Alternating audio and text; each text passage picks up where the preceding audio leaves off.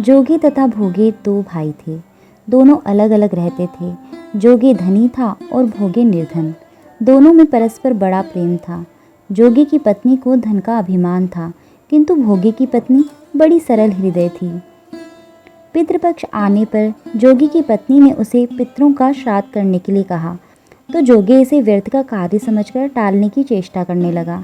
किंतु उसकी पत्नी समझती थी कि यदि ऐसा नहीं करेंगे तो लोग बातें बनाएंगे। फिर उसे अपने मायके वालों को दावत पर बुलाने और अपनी शान दिखाने का यह उचित अवसर लगा। अतः वह बोली, आप शायद मेरी परेशानी की वजह से ऐसा कह रहे हैं, किंतु मुझे कोई परेशानी नहीं होगी। मैं भोगे की पत्नी को बुला लूँगी, दोनों मिलकर सारा काम कर लेंगी। किसी तरह उसने जोगी को बना लिया और अपने पीहर न्योता देने के लिए भेज दिया। दूसरे दिन उसके बुलाने पर भोगे की पत्नी सुबह सवेरे आकर काम में जुट गई।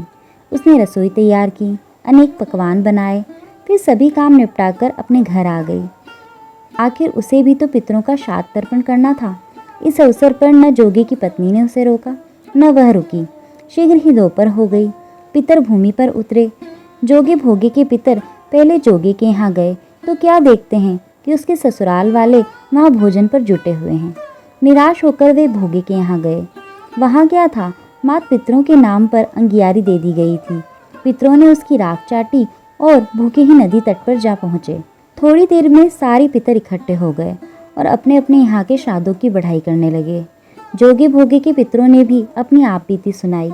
फिर वे सोचने लगे, अगर भोगे समर्थ होता तो उन्हें शायद भूखा न रहना पड़ता, मगर भोगे के घर तो 2 जून की रोटी भी खाने को नहीं थी। यही सब सोचकर उन्हें भोगे पर दया आ गई। अचानक वे नाच नाच कर गाने लगे, भोगे के घर धन हो जाए, भोगे के घर धन हो जाए। सांझ होने को हुई। भोगे के बच्चों को कुछ भी खाने को नहीं मिला था। उन्होंने माँ से कहा, भूख लगी है। तब उन्हें टालने की गरज से भोगे की पत्नी ने कहा, जाओ आंगन में होंधी औंधी रखी है, उसे जाकर खोल लो और जो कुछ मिले बांटकर खा लेना। बच्चे वहाँ पहुँचे तो क्या देखते हैं, होदी मोहरों से भरी पड़ी है। वे दौड़े दौड़े माँ के पास पहुँचे और उसे सारी बातें बताई। आंगन में आकर भोगे की पत्नी ने यह सब कुछ देखा तो वह भी हैरान रह गई। इस प्रकार भोगे भी धनी हो गया, मगर धन पाकर वह घमंडी नहीं हुआ। दूसरे साल का पितृपक्ष आया। श्राद्ध के दिन भोगे की स्त्री ने 56 प्रकार के व्यंजन बनाए। ब्राह्मणों को बुलाकर श्राद्ध किया, भोजन कराया, दक्षिणा दी। जेठ जेठानी को सोने चांदी के बर्तनों में भोजन कराया। इससे पितर बड़े प्रसन्न और तृप्त हुए। हे पितर महाराज, आपको कोटि कोटि नमन। आप अपनी कृपा हम पर सदा बनाए रखना।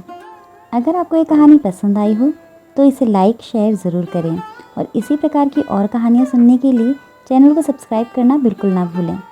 जय श्री कृष्णा।